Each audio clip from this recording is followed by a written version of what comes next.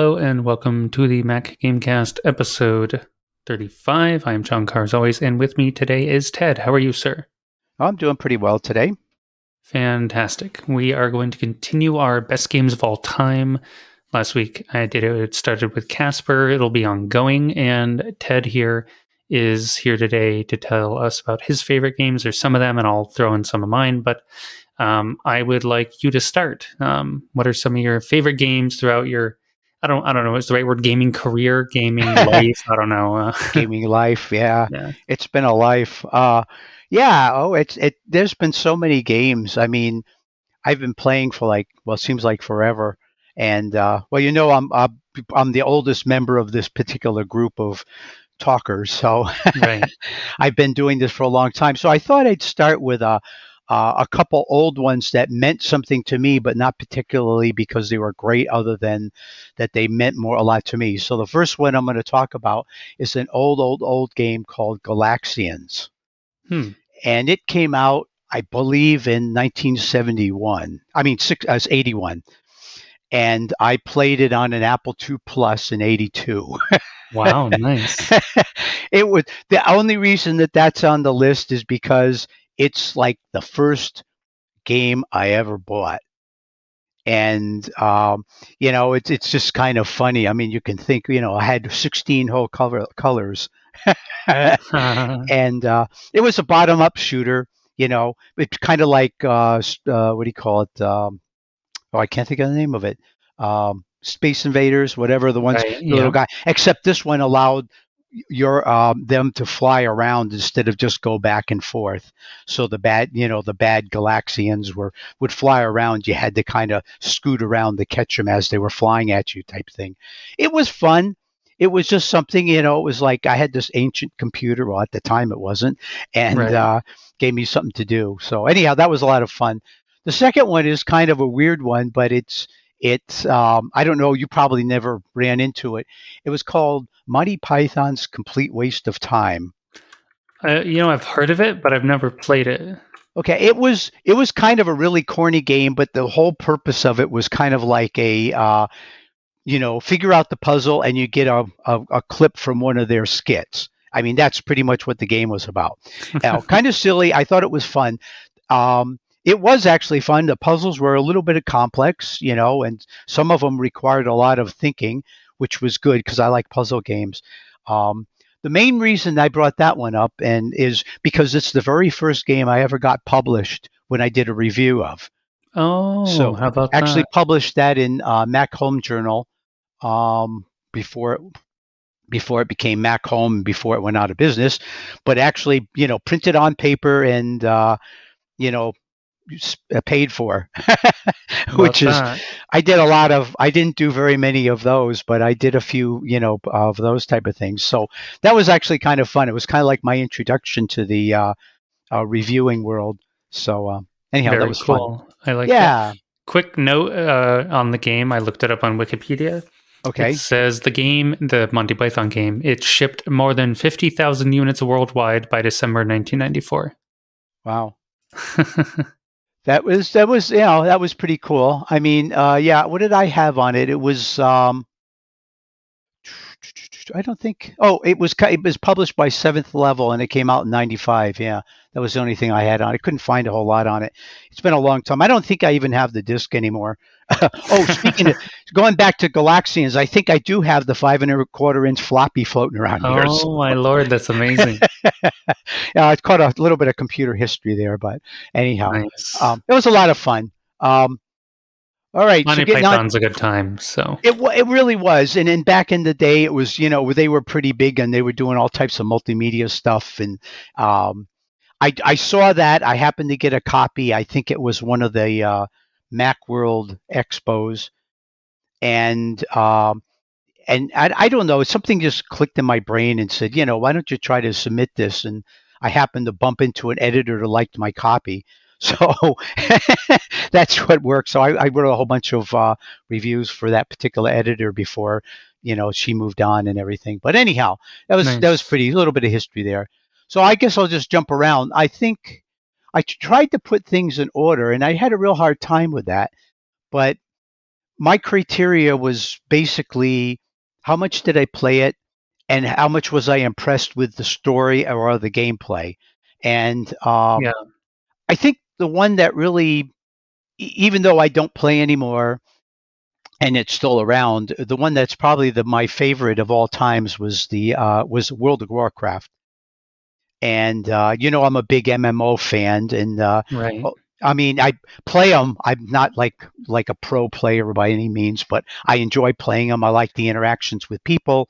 I like the fact that the worlds are open. You can go exploring, and there's usually a little bit of story. I think they initially the people at Blizzard did a really good job with World of Warcraft.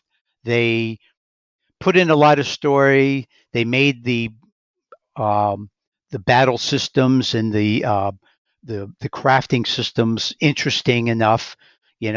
I think the biggest problem I have with any MMO, I don't think I've ever found one better, that the crafting system never is consummate with the abilities of the player. Rarely can you make something that you can't find something better somewhere else. Yeah, that's And true. that's a big problem with them. But I think World of Warcraft did a lot of good stuff overall. Did you Uh, get into it when it first released or a little later? I, I actually got into it when it first released. I actually was invited to play the initial stress test of the game when they opened first, just before they released it, where they actually um, tried to get as many players online at the first, together to see how well their servers could handle it. And it was like 1 week of free play, and that was a lot of fun. It gave a good introduction to the game, and people had a lot of fun goofing around towards the end, especially. I think there Nice. was a whole bunch of parties going on and people dancing and whatnot. But anyhow, that's when I first started, and then it was kind of funny. I was really hesitant to um, keep playing it because I've always been the type of guy as you buy the game and you play it. You don't pay for it every month, Right. right? And World of Warcraft was one of those games where it was like, okay, monthly or better if you want to buy a subscription. But eventually, I bumped into some other friends locally that were playing, and it's like, oh, why don't you come? So after the stress test, I played a little bit, and then I quit, and then got back into it. And so I think I've been playing pretty much from the first year of release, except for a few months, all the way until a few years, maybe a year or so ago, when I finally decided to quit it. So um, yeah, real good game. A lot of things to do in it. I don't know. You don't play a lot of. I don't think you play a lot of MMOs, right? I don't, but I've dabbled in like their demos or their trial versions. Like I did Mm-hmm. get a Tauren up to level 20 in World of Warcraft, Oh, okay. which was like that was back in oof, that was like 5 years ago or something, 6 years Yeah. ago. Honestly, I only really did it because if you did that, you got a special thing in Hearthstone. I was playing Hearthstone at the time. Yeah. And I did have a girlfriend then who was into it, so we did play together, and that made it more enjoyable. Like Okay. actually, playing together and exploring and fighting together and stuff like that. Um, I'm a huge Warcraft fan, but and I also love RPGs, and you would think like, oh, that would be a perfect fit for me. Yeah. And but just MMO systems aren't really my jam.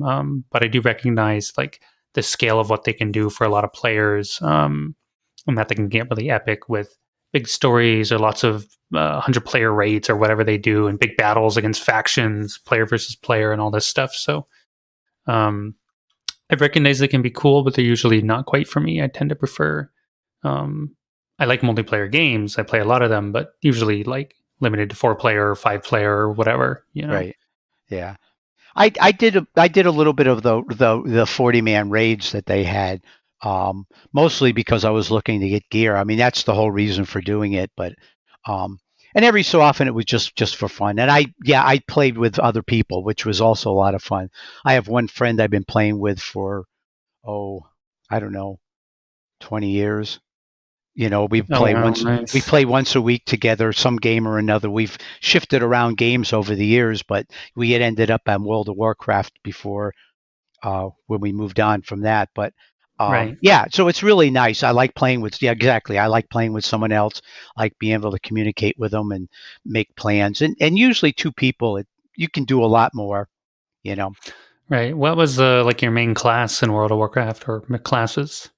My yeah, it's kind of towards the end. My favorite class was Paladin. I had one that I kind of imped up. The first one I started with was a hunter, and I thought that was nice because you got a pet and you get to do things like that. But I ended up really liking the Paladin because it's a little bit of combination of um, melee in your face melee as well as some magical stuff, and also had some minor ability to heal. And I the class I had chosen, and gosh, I can't remember how to pronounce the name. Like I'm going to say it wrong, I'm sure, but it was like Draenei. Um, but they were one of each of the races in the World of Warcraft had some sort of inherent ability that was part of their racial abilities. So, like in that particular group, had a healing ability built into it. So you had a healer with an extra healing ability built in. So it was pretty. Nice. That was kind of useful, but it was fun. I brought him up for many years, and for a while I was playing like four different characters. I was just keeping up, maxed out every time, but Always Alliance or Horde or what was your? pretty much always Alliance, although I did play a handful of Horde different ones, um, mostly because I wanted to try what it was like. But I just never got into the Horde mystique. And it's kind of funny.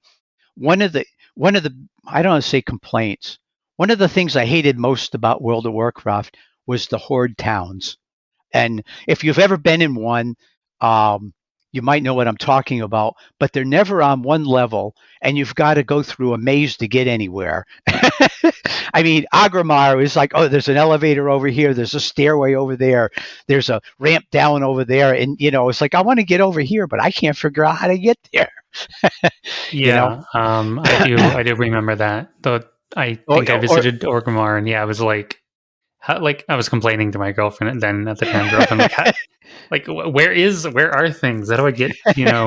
well, even the Torren home city, I mean, it's up in the air kind of, and you got to get up the elevator up into it, and then there's all these different islands, I guess, for lack of a better word, with little pathways between them and stuff. I remember that, and it's like, you know, so it's kind of like funny. Whereas, in the main alliance town, it was all kind of like on one level. There were different parts to it, but it was kind of organized in a grid, and once you figured out where you had to go. So that was a funny thing. But and another funny story with what was it, the undead city. There was an elevator. You had to go from the ruins above, which was the old city, down to where the actual city was, and Right. got caught in the elevator once, and it kept falling down and killing me. Oh no. I Nice. had to. I had to. I don't remember how we got out of that one. I think there was no easy way to do it. I think you basically just had to um, quit the game and then come back some other time and hope that they moved you somewhere.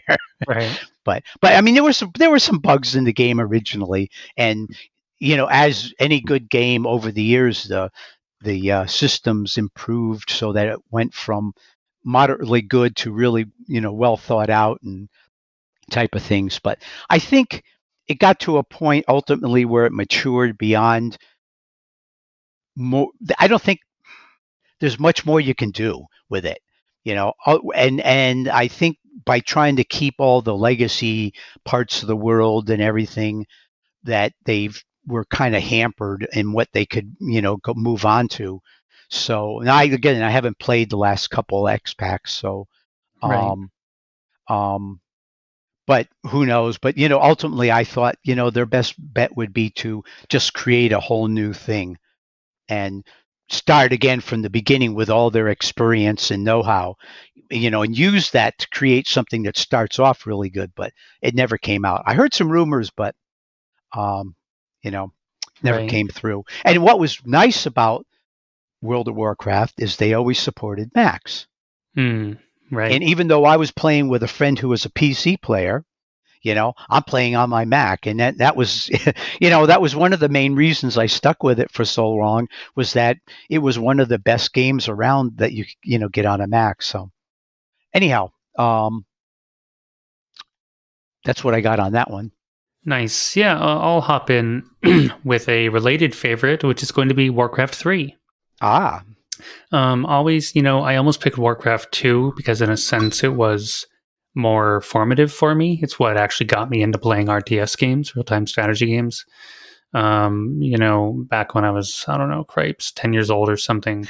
My brother came home with it one day. My older brother is 4 years older. So, he went out to Best Buy or something and bought it. And, we all shared a computer in the house, 4 kids. Although my sister didn't play too much on the computer, but she watched us sometimes. That doesn't matter. The point is, he brought it in this game, and I remember going into the room and like the box was laying on the floor or something, picked it up, like, oh, this looks cool. The orc and human facing each other like aggressively. I'm like, oh, this looks cool, and watch them playing, and oh, let me try. Of course, I wasn't very good at it to begin with. I got good at it later after playing it a bunch, but so I almost pick Warcraft 2 for being more formative, but I have to say Warcraft 3 I played much longer and has stuck with me for a longer time because of all the memories I've had with the game, both in single player and in multiplayer and custom games and all this stuff. So I wanted to pick Warcraft 2 just for like the historical record.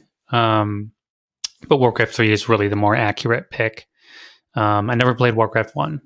But yeah, like Warcraft 2. So yeah, Warcraft 3, what really was the big hook was it evolved from a pure strategy game to introducing RPG mechanics. It added in heroes to every race, and they could hold items. They could gain levels. You could pick your skills. Everyone had 4 skills, 3 normals and an ultimate, or maybe a passive or whatever. And suddenly you're not just gathering wood and gold and building bases and making units. You have this hero. So what was super fun about that, not only with the story, because they could do a lot of fun stuff with the story in the single player side, various heroes like, your Arthas and your Uthers or all the, went through each race, but in a particular sequence. I think the campaign was human, undead, orc, then night elf. That was okay. it. So it was a whole sequence leading up to the Burning Legion invasion of the world and the Night Elves defending at the World Tree and all this stuff. But the hero mechanic was so new to me. I can't remember at the time. At that time, I must have already played like Diablo 2, or at least a demo of it. But I Okay. think that was the only sort of action-y RPG I had played. Not that Warcraft 3 is an action RPG, but I'm referring to this concept of, oh, I have like a 3D character who's my hero unit, and he can like level up and get items. That kind of idea hadn't really been introduced before. So I remember playing the Warcraft 3 demo and just being like, this is amazing. This is such a cool blend of strategy, base building, and like hero upgrades. And I was like, this is incredible. So of course I bought it. In fact, I bought 2 copies just so I could have a different cover. Because the game came in 4 covers of each race. So I bought a Night Elf one and an Orc one because they're my favorite races. I never remember what I did with the extra copy, but I gave it to a friend or something and kept the box. But it's not just a single player, which I loved and played multiple times in the campaign. And later they had an expansion, which I can't remember the name of right now, but that was really good too. Went through all the races again, but in a different order. Although the orc campaign was it wasn't in the main story. It was like a RPG adventure side story with a half ogre, half orc guy. What's his name? Rexar and Misha, but his bear. But that was also cool. But it was like more of a side story. Jaina shows up and this and that. But yeah, right. And the multiplayer was also really fun for the same reasons. I generally prefer to play free for alls because I always like the chaotic nature. But I mean, back then I was playing on dial up, and my father ran a home business, so of course people would like call, and then I would have to get offline and like interrupt my match. Stuff like that would happen. They'd be like, "No, I'm doing really well this game, but I have to disconnect." Ugh. Or sometimes I was like, "Oh, I was getting my butt kicked. This is great. I'm out of here anyway." So I never like to tap out of matches. That's like unsportsmanlike. I'd let people have their win. I think is important. But sometimes I'd have to bail and I'd be typing frantically. Sorry, parents kicking me off. Um, but I also ended up joining a clan and running it with another guy, and making some great friends. And that was also my wasn't my first. I can't remember my exact timeline. I'd have to look it up with Bungie's Myth series because I also got big into that multiplayer. In any case, those 2 were like my earliest like multiplayer experiences where I like met other cool guys and hung out in clans and played together and just had a great time with Yeah. the game and playing. Never played in like a tournament or anything, but we held our own like in-house ones, playing 1v1 against each other. And I was only really good with orc. I was very good with orc and like mediocre with most everyone else. So I usually lost horribly with every other race, but when I played orc, I could kick butt in multiplayer. Um, but yeah, just the multiplayer memories, the single player. Dang it, what's the? Let me see. Now I have to look at the name of the expansion. The Frozen Throne, of course. How could I forget? That was brilliant. It was Arthas's whole descent, um, or really ascension to becoming the Lich King, and Illidan also transforming into a demon and then trying to fight him for the throne and the crown. And it just introduced really cool new heroes, cool new maps. Introduced, I think, mercenary heroes, mercenary units, and heroes you could hire. And throwing that into multiplayer was wild because suddenly you could hire like you could usually figure out what hero your opponent would use because there's only 3 of them per race. Although the Right. expansion added a 4th. But then suddenly there's a whole building full of like 10 neutral heroes you could hire. So you could really mix up your strategy by going out and recruiting. Like you don't know what hero the enemy might pull out.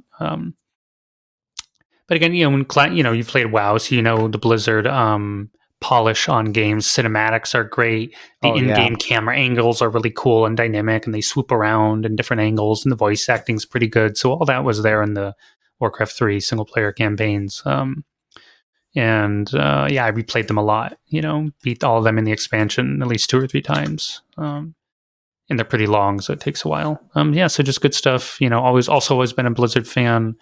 Um, I made some of their other games might have made my list. We'll see, but yeah, huge fan of Warcraft 3 in particular. It's worth mentioning Warcraft 3. I think Reforged did come out. I don't know 2 years ago or something. Wasn't met with much positive reception by fans because they kind of dropped the ball on it. It wasn't the port they said it would be. They said it would have all like they were going to update all the campaign like cinematics and graphics, not cinematics, like the in-game cameras, and make it all like dynamic and cool and updated. And so they didn't do any of that, and I think they removed a bunch of features people wanted from multiplayer for some reason. So it was just like it Yeah. was weird. I actually bought it and then returned it, but for Mm. some reason it stayed installed, like activated on my computer, even though I had returned it and got a refund. Oh wow. But honestly, I didn't. Don't I play don't. it. I didn't play it. I was like, I really want to play this because of my love for Warcraft 3 and the nostalgia, and it does look better. It was a visual upgrade. You can't say it wasn't. But it's like I also have games I haven't played yet. So should I really go play this again for like the 3rd or 4th time, or should I just play my new games? And I'm like, I'm going to play my new game, so I uninstalled it. Yeah, I I would agree. Yeah. love, love, love a Warcraft 4. I love RTS. I love RPGs and shooters. They're my top 3 game categories. Okay. Um, an updated Warcraft with modern graphics, and but after Warcraft 3, a couple years later, they made WoW. So that took over the Warcraft universe, and there's been no peep of any other Warcraft products since, basically. Yeah, I Um, was I was kind of surprised about that. I really thought the single player or cooperative player games would be more popular, but yeah. Right. I guess it's also not. Guess I should also mention the Warcraft 3 custom scene, like player made scene, was really big as well because Blizzard released the tools, which was cool. And I started mucking around with those maps, Oh, and okay, yeah. I think it had like I think you could filter like popular, most popular.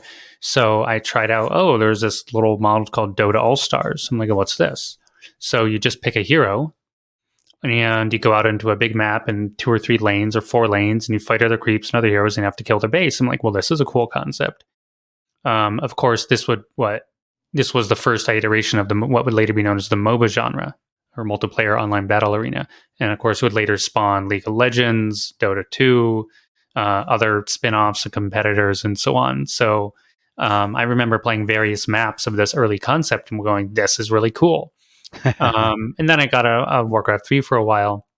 And only years later, when they started releasing commercial MOBAs. Demigod was the first one in what 2008. I played that and I'm like, this kind of reminds me of that Dota mod, but not really. It was different. And then 2009, League of Legends and Heroes of North came out, and I'm like, oh my god, it's just like that mod, but now it's like a full version of the whole game and fully featured. And I'm like, this is really cool. And but well, I'm not going to go on a MOBA bent, but it's just worth mentioning that all of this spawned out of Warcraft 3 and just the player community, Mhm. basically, which is really cool. So, you know, Blizzard may not be what it used to be these days. Not that I'm here to go on a Blizzard tangent, but I got a lot of love and respect for Blizzard just growing up, playing a lot of their games, having a blast with their single player campaigns, with multiplayer, with friends, with family members, with buddies, like all just good times. So Warcraft 3 is my pick. Yeah. Yeah. I never did play those any of those. Surprisingly enough, I think my introduction was right into World of Warcraft. So I heard about them and actually was tempted to buy one, but I never did for some reason. I'm not sure why. Yeah. So Right. Yeah, I mean, if you're more of an MMO guy, the strategy appeal is probably less present. You'd rather control the hero character and run around and have adventures. You're an RPG guy, so it makes sense that you're more yeah. attracted to the RPG side than the strategy side, because the RPG side is very light in Warcraft 3. Um, you still Right. have to run around clicking and managing all your base and building stuff, managing the peasants and workers, and your army and all this stuff. So your hero's there, and you have to go out and level them up and fight neutrals and get items and stuff. But um, it wasn't the main thing. Like you aren't the hero's part of your faction. You're not the hero or the character like you are in World of Warcraft and other games. Right. So Yeah. it makes sense. Yeah. Let's see. You have another game on your list Sure. you want to talk about? Since we're talking about RPGs, I'll bring in another older, I guess it's an old. Yeah, it's an older game. Neverwinter Nights. Ooh, how about That was that? released in 2002. BioWare, an Obsidian Entertainment. Um, it came initially with its own campaign, I guess. It was an RPG group. You could play with a group of people or single person. I played it both ways. I played through the campaign alone, and I also played it through with a friend. Um, it was pretty good. There was actually a story to it, even though it was just it was an RPG, and you're building up your character and you're going, but you had to go. It was kind of linear. You had to go here, go there, do this, do that type of thing. But there was a story to it, and if you followed along, you kind of learned what was happening. And it was a long enough time ago that I don't remember the exact story, but I do remember that it was very, very good. Right. Um, the, there was a couple good things about it. They had a really good progression system for the time for your character. A lot of different traits you could buy, things you could do to enhance the character. The one thing about a lot of RPG, well, I guess any real game, where you're fighting, it's all about getting better gear, and I think they had a halfway decent system for that, and there was some strategy to it. I mean, you couldn't just walk into an event or a battle, sword or whatever blazing and hope to win. You sometimes had to think what was the best way to get around something. There were a couple scenarios that they came up with where you had to actually think, okay, this guy's healing that guy, so I better take out the healers before I take out the fighters, because if I don't, the fighters are going to get healed before I finish them off, things like that.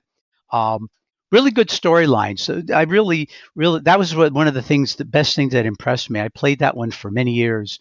Um, the One of the things that was really nice about it is they early on released the ability to create maps for it and Oh, campaigns, nice. which meant there was a whole bunch of people making all different types of campaigns you could play after you finished the main one.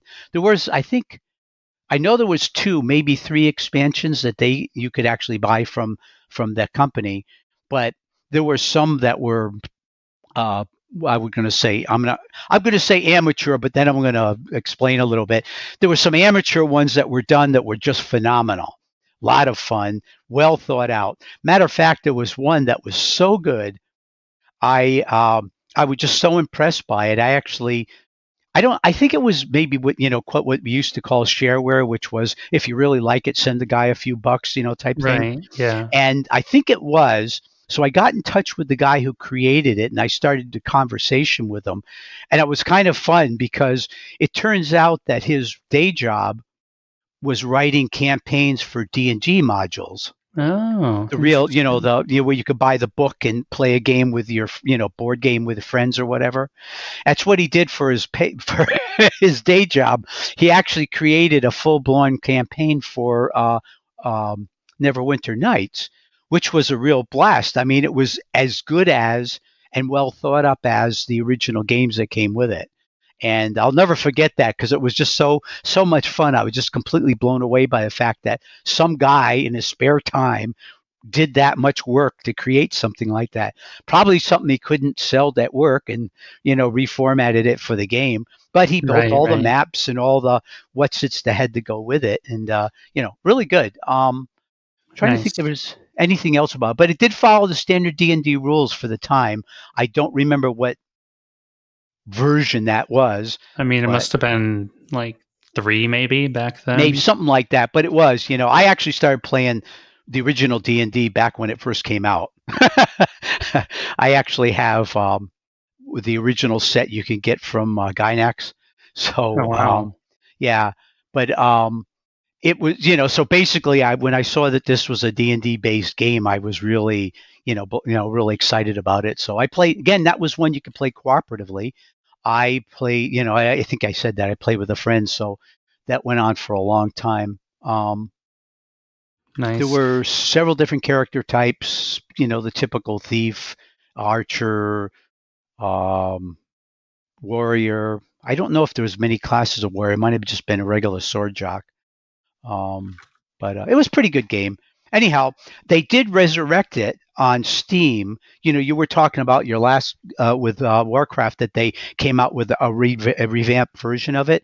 Yeah. They've done the same thing on it on Steam, and I picked it up, but I never really went too far with it. I played a little bit. It was like I remembered, but even though they upgraded the graphics, it's still. I'm a real what's the word for it? Graphics junkie. Yeah. And, one of the things that I've seen over the many years of playing games is every time something new comes out, there's always something better, something flashier, something more well done in the background. I mean, today with the 8K, I've been watching some of the videos on games that are being played at 8K. It's just phenomenal. I mean, you think you're actually walking through the woods or something, Yeah. compared to where it was back in 2000s when you had these little stick figures on this, well, just about stick figures on the screen and a little Right. bit of backgrounds, but yeah. So anyhow, but it was good. It was a lot of fun. Probably very few people that are around now played it. It was again was a Mac game, and it was compatible with PC players.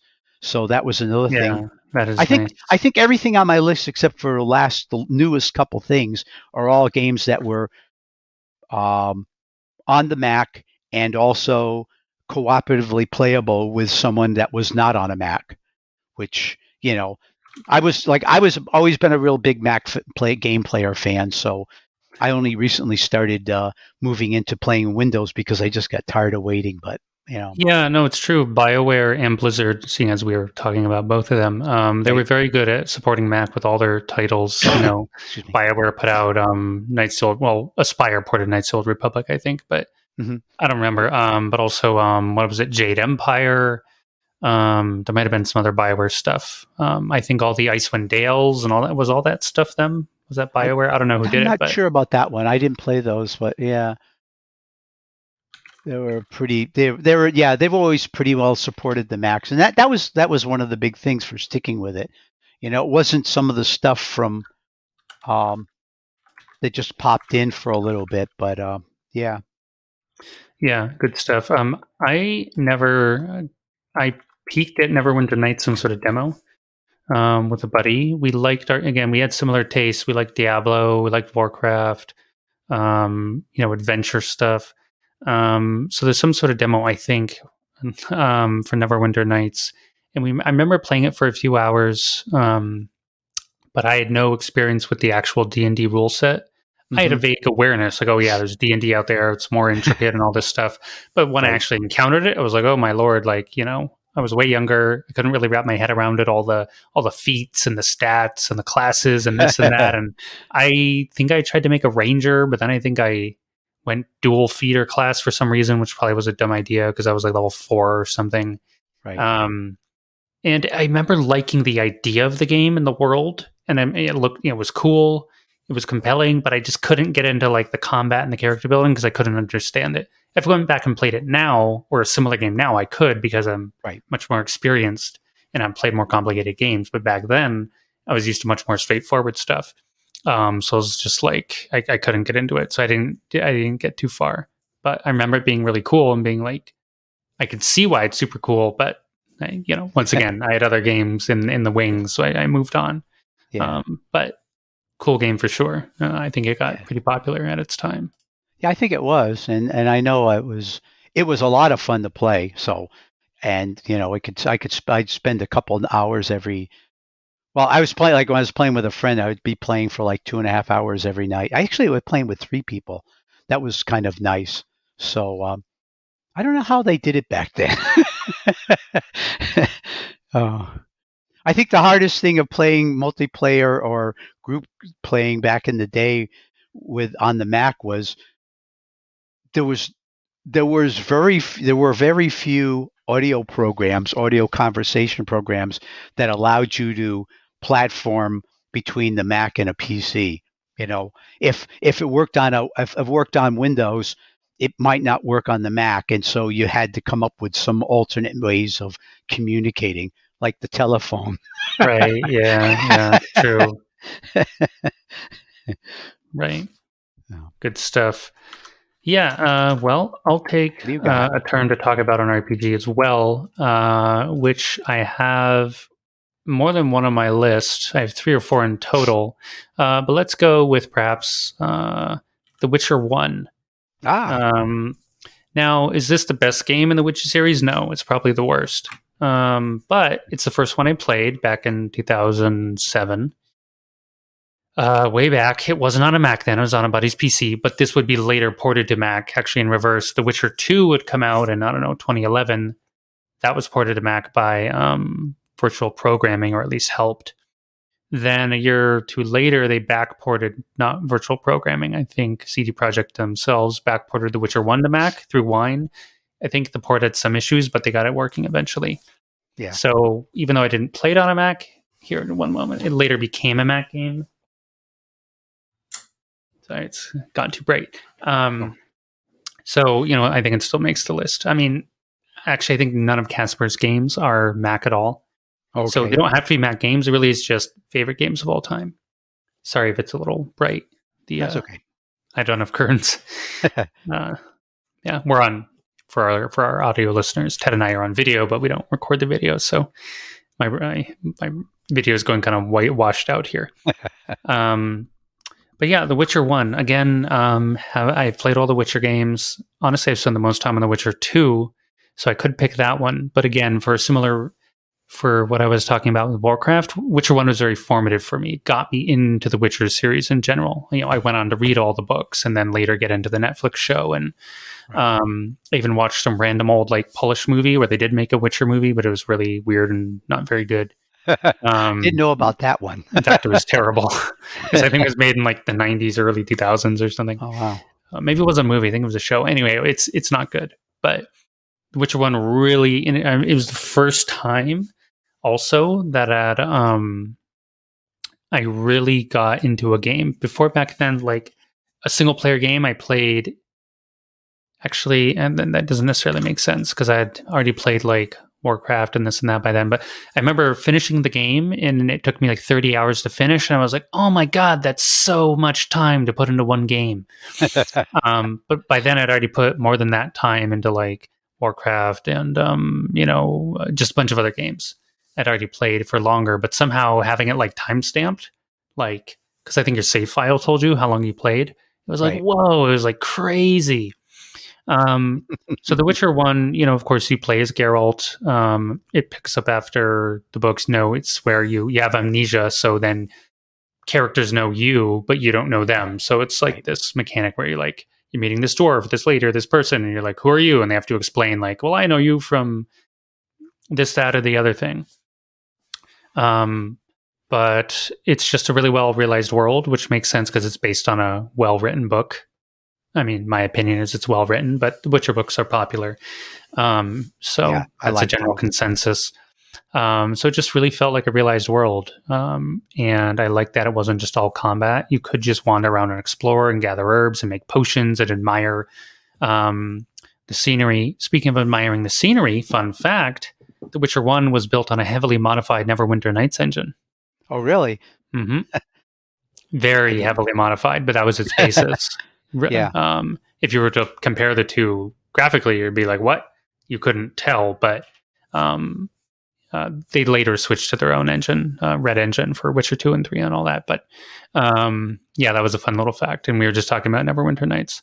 Oh, But it was a okay. very immersive world with the questing, the combat. The Witcher's all about those shades of gray. Sometimes you try to do the right thing, but it's the wrong thing, or vice versa. Yeah. You can go help peasants or you can help kings and nobility and hunt monsters. And, I remember the scope of the game being very impressive to me at the time because there's huge cities to wander around and just vast swaths of forest and mountains. And you could just more or less wander around. Not like 100% open world, but it was pretty reasonably semi open world. Yeah. Which again for its time and at least for me, I hadn't encountered that before in an RPG. Not in that. I mean, okay, you could say like Diablo, but it's like top down and it's almost more flat. This was like third person behind the character type. It's more Right. immersive, more pulls you in. So yeah, I just remember being impressed visually. Um, I love the story. I love the side quest. The characters were fun. All the characters people know, Triss and Dandelion and Geralt and his Witcher buddies, Caermorn and Ciri isn't in the story at all, or Yennefer. They're completely omitted. Um, they don't show up until actually The Witcher 3. They're also not in The Witcher 2, other than by some references. Um, but yeah, anyway, I'm glad the Witcher series took off, but the Witcher 1 really pulled me in not only into the universe, but that kind of RPG, that sort of more sprawling, maybe slower one where it's not just up until that point, I'd mostly been playing action RPGs. Like Right. Diablo and what was it? Titan, not Titanfall. That's the wrong word. Titan's Quest or something. Anyway, various like action RPGs. I remember trying a whole bunch of them. Not all of Right. them were on Mac. Um, so it's formative, not only getting me into The Witcher, but also into like a different style of RPG. And the game doesn't really hold up well today, although it is getting a remake, like a full remake, not by CD Projekt. What are they called? Fool something. Like it's in their name, Fool Studio, or I think Oh, it's some okay. other Polish group. I hadn't heard that. Yeah. Yeah, they're fully remaking The Witcher 1. They're also making more Witcher games. There's like next gen Witcher games coming, which won't be out Oh, for wow. years and years. Huh. I don't think they're calling it The Witcher 4 because I don't think it's going to feature Geralt. I think it's going to Okay. be. I mean, this is just my speculation, and I don't want to go on too long about it, but I suspect it's probably going to be a prequel when the Witchers were much more populous rather than dwindling. And there Okay. was like, I don't know, 10 different Witcher schools. So I suspect in the new game, you'll be able to make your own character and pick a school. Right. And that'll Yeah. give you certain like abilities or starting innates or gear or whatever. And then you can like go out and play the game, I suspect. Or they'll make a game where you play Ciri, one of the two. I can't imagine they'll do anything else. But I'm pretty sure Geralt's like done and done. He's been in 3 games. They wrapped up his story really nicely in The Witcher 3 with all the DLC and all the extra content. Um, you know, it's like super solid. They don't really need to pull him out again for another game. People would still play it because Geralt's cool. But um, you know, I'm sure they'll do something new with it. Anyway, The Witcher 1 was my pick. Just a lot of fun. Yeah, can't really recommend going back to replay it. I think The Witcher 2 still holds up, like visually, combat, and all that stuff. With The Witcher 1 had really clunky UI, clunky Yeah. combat. I mean, I enjoyed it at the time, but I probably wouldn't enjoy it again. Still a fun story, but it also lacks like some of the main players like Ciri and Yennefer. Like, can you really talk about Geralt without Ciri and Yennefer? No, if you know the books and everything. But still a great game, and again, pulled me in a big way, and then made me look for other games and look for more Witcher. So, big fan of The Witcher 1 from Yeah, that was 2007. that was a good game. I actually played it when it came out in the Mac. Nice, yeah, fun times. And I didn't actually remember the engine detail, but yeah, Neverwinter Nights modified. I think it That was is the Aurora. The Aurora engine was the name at the okay. time. Yeah, I kind of vaguely remember that, but I if I wouldn't have had remembered enough to say it. had to But jog my memory. I've always yeah, liked game engine details. It's always fascinated me. Like, oh, what game engine is this game running on? sure. You know, is it like ID Software's engine, or is it Unreal Engine, or is it custom? Of course, now things are much more generalized. Most people are running Unity or Unreal Engine, or of course, EA has what is it? Their Frostbite engine. There's a couple major players. Some people still run their own custom thing, but a lot of people are switching to Unreal Engine 5 and everything, but because it's insanely good looking. But Yeah, that's a bit of a tangent. But yeah, we'll see. Witcher 3 never came to Mac, which is sad. yeah, But it runs well on Macs through stuff like Parallels or Crossover, and of course Boot Camp. Um, Fun fact: I actually upgraded my iMac 2020 iMac to try and play The Witcher through Parallels, The Witcher 3. Like, I got more RAM to run it and everything, and it actually ran very well. oh, But for some reason, I didn't get into it. Again, I was just playing too many other games, but well, it does that's work really yeah, well if you want to. Do I most or you can play it on GeForce Now. There's a lot of ways you can play The Witcher 3 these days on a Mac if you really wanted to, and it goes on sale all the time. Like, it's pretty easy to pick it up. yeah, Witcher 2 still has a native Mac port, although I doubt it runs on Silicon. I mean, it might. I guess I never tested it, yeah. but it ran. It was actually a good port. Like, it was a good Mac port, or at least good enough one. I think weirdly the settings were stuck on medium, and there was no way around that. That being said, the game was so like good looking and demanding. Checking it up to like high or ultra probably wouldn't have really mattered anyway. But anyway, funny. Just we know the game on the Mac ports. Some of them can be janky and weird and unusual. So Oh yeah, um, have you? Okay, here's slight aside, and then Casper's in here. But have you ever heard the term Eurojank? Eurojink. No, Jank, like janky. yeah, It's called janky. Yeah, Eurojank. It's a thing in the gaming space, like games made in Europe, because there's a lot of them and a lot of really good ones, especially yeah, right. Poland. Um, so they just have this term for it. It sounds like a slur or something. I don't It know if does. Yeah. if it is. So I want to ask Casper, but he's not because he's European. But anyway, Witcher 2 Macport had some Eurojank going on. Actually, so did The Witcher 1. But Oh anyway, I yeah. think they also term it like, because they tend to make these really ambitious games. Like, let's talk about like Gothic series, Gothic 1, 2, 3, and so on. Like, for their time, like, they didn't necessarily have the technology to really achieve their vision, but they try Right. anyway. So the game ends up like being weird and janky. So somehow this term came out like Eurojank. We can talk about that with Casper sometime. I think it would be fun. Actually, I got to write It that would be. down. Yeah. It just occurred to me. But Huh. we need to get an actual European on to talk about it. Yeah, Otherwise, that would it's help. not good. And he also plays these kinds of games that would qualify to be called that. So that'd be fun.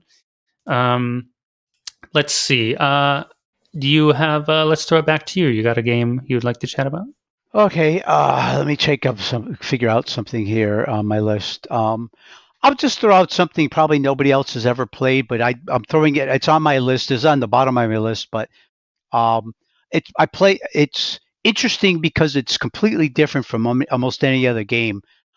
It's called Journey to the Wild Divine, Huh. and I don't know if you probably never heard about it. I got it on the Mac, but its claim to fame was it came with a biofeedback unit, Holy moly! Yeah, I'm just and looking this up.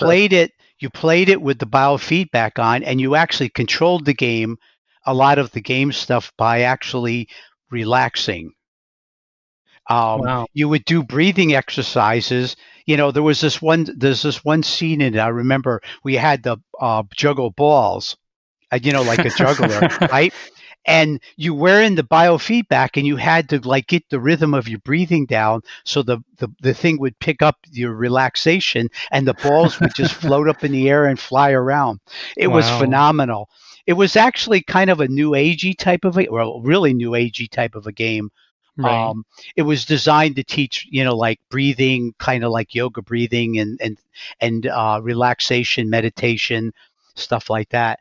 But it actually had a way of monitoring what you were doing, obviously through the biofeedback, and it was really well done. I thought it was, a lot of interesting music in it, and there was a storyline to it. I can't remember a whole lot about it, um, but you went from here to there. You learned different things, and you basically there was no real combat or anything, but you had to do things with the game to get it to open up the next parts of it and everything.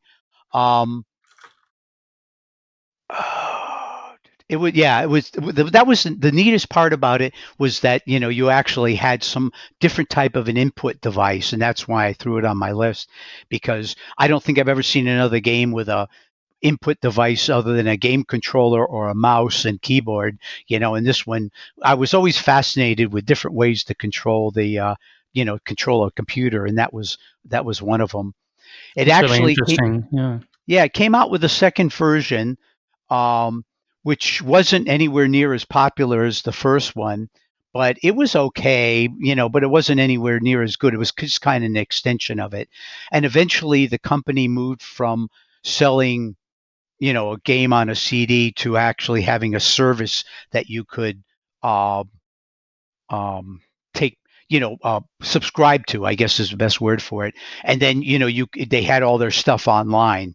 So, yeah, that was pretty good. It was, again, it was a lot of fun. It was completely unique for the time. I think, let me see if I got the information. It came out in 2001.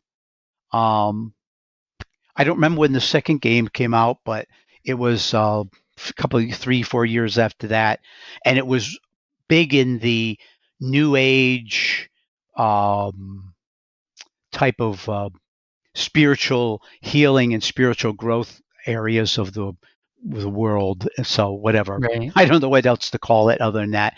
Um, but I don't. I like. I lost touch with it after the second game. I actually reviewed both of them, the first and the second one, for somebody. I'm not sure. I think it might have been. I don't remember who it was published in, but um, that was Nice. my introduction to it, and I was completely blown away by it. So it still works. I have a friend that's actually still playing it on Windows Holy you moly. know, Wow. and he enjoys his time. It helps him relax and stuff. But Yeah.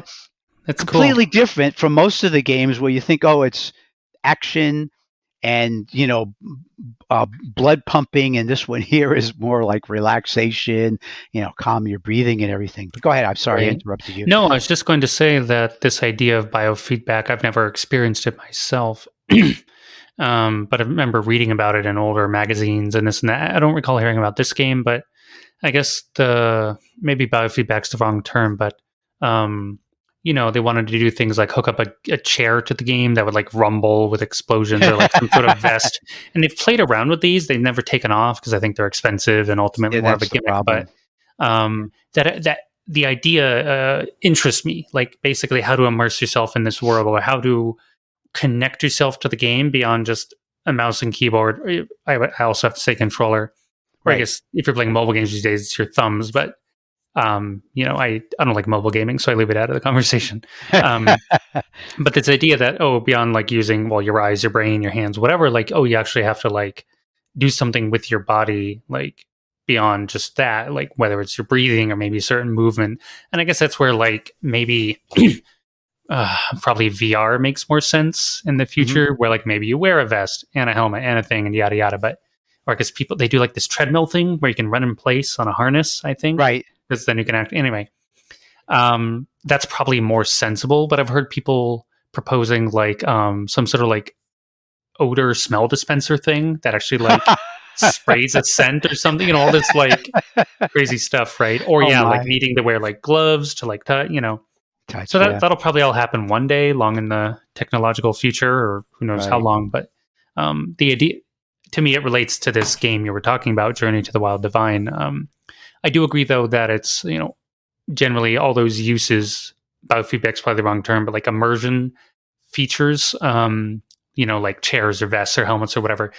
Those, as far as I know, are always aimed at like action games. So I do appreciate that someone took the time to develop, this like meditation type game or relaxation type game.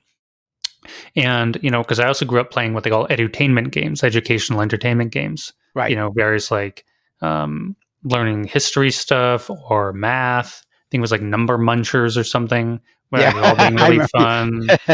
fun. There was some like really cool interactive encyclopedia things that were really cool. A couple other, I think there was something about ancient Greece. It was really goofy, but I remember it being like fun because you could actually learn like historical stuff. So like I appreciate these almost like alternative games in a sense. I don't engage with them now, but I grew up playing them, and I'm kind of surprised people haven't done more with that. I guess, and this is veering off slightly from our favorite games list, pure topic, but we were talking about such games. So I think maybe what's replaced that is people have made stuff like walking simulators or talking games where the goal isn't to fight or to beat someone or level up. You just go and experience something. And Hmm. it's like a really nice forest or an ocean or whatever. Or maybe you just talk to people at a coffee shop. Like there's these kinds of games put out there and they're reasonably popular on Steam. Some of them get sequels. Um, and maybe kind of where that's gone, this idea of like, oh, let's make a relaxing experience, not bing bang, whiz boom, kapow, level up, whatever, Yeah. command the armies, defeat the monster taking over the universe, whatever. It's just like to all that all out the window. I can't claim these are my favorite games. But I mean, if you had asked me as a kid what one of my favorite games was, I probably would have said like Number Munchers or whatever. But it was, I remember it being really fun. I played it long after I needed to like learn. I was just doing it because I enjoyed it. It was fun. Yeah. Yeah, it Right. was just fun. There was some, yeah. I brought it up mainly because it's just completely different from so many other things that are on the list, and I like something that's unique, and I think the reason why it worked was because the biofeedback part of it wasn't all that expensive, Oh, and okay. it was part of the package when you bought it. I think it was like 50. I'm gonna guess it was around 50, $40, $50 for the thing at the time, but that included the biofeedback device, Oh, nice. which Not bad at all. which yeah. So I mean, it because it was, whereas I like the idea of all the other little bits and pieces you could, eventually will come about. But if did you ever read Ready Player One? Yes. Okay, and there, I mean, the expensive suits and all that they were in the game, in the book, the I could see that eventually happening, but again, it's going to be a separate market for the hardware, and Right. not everybody's going to be able to afford the fancy whatever. Just like Right. today, not everybody's going to be able to afford the latest and greatest graphics card that you can plop into your Right. your PC, but It's true. um where this, the one thing about the way they did this was it was all part of the package, and it was affordable, so you could get away with it. Nice. Cool. Yeah. Good game. Or very I don't know if the game's good. I didn't play it, but the Yeah. idea of the game's good. I think we can how many sorry, I didn't keep track. How many games did you do? I think it was like 5 or 6. Yeah, probably about 4 or 5 of them, because I did two of them real quick, and then yeah. Right. So Elaborated more. yeah. Well, we could wrap it up here, or do you want to do one more each?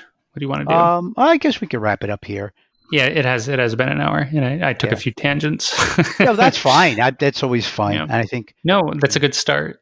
And hopefully, ideally, of course, the podcast is always more fun with a third person, but, Sure. um, Lily's super busy with the army stuff. Sam's unavailable due to work, and Casper has school stuff for the next few weeks. So, um, probably, we might have to wait a few weeks, but hopefully we can get on with like three of us and have a little more of a round table. Yeah, that'd be That'll be nice. Yeah. fun. Yeah. Well, thank you for sharing your favorite games, Ted. I loved hearing about it, especially since some of them I haven't heard of or haven't played before at all. And I love the historical part of gaming in general. And, uh, you know, I don't think of you as old, but you are older than me. So you have more like range of experience in the gaming and much earlier than me. So it's really cool to hear about all that stuff. So thank you for sharing. Oh yeah, it was fun. It was a lot of fun bringing up looking up all this old stuff that I'd Yeah, forgotten about. yeah, exactly. Yeah. It's a good So, time. Okay, well, thank you everyone for listening, and we will be back hopefully in a couple of weeks with our continuation of the series. So thanks for listening and have a good one. yep. Bye. Bye bye.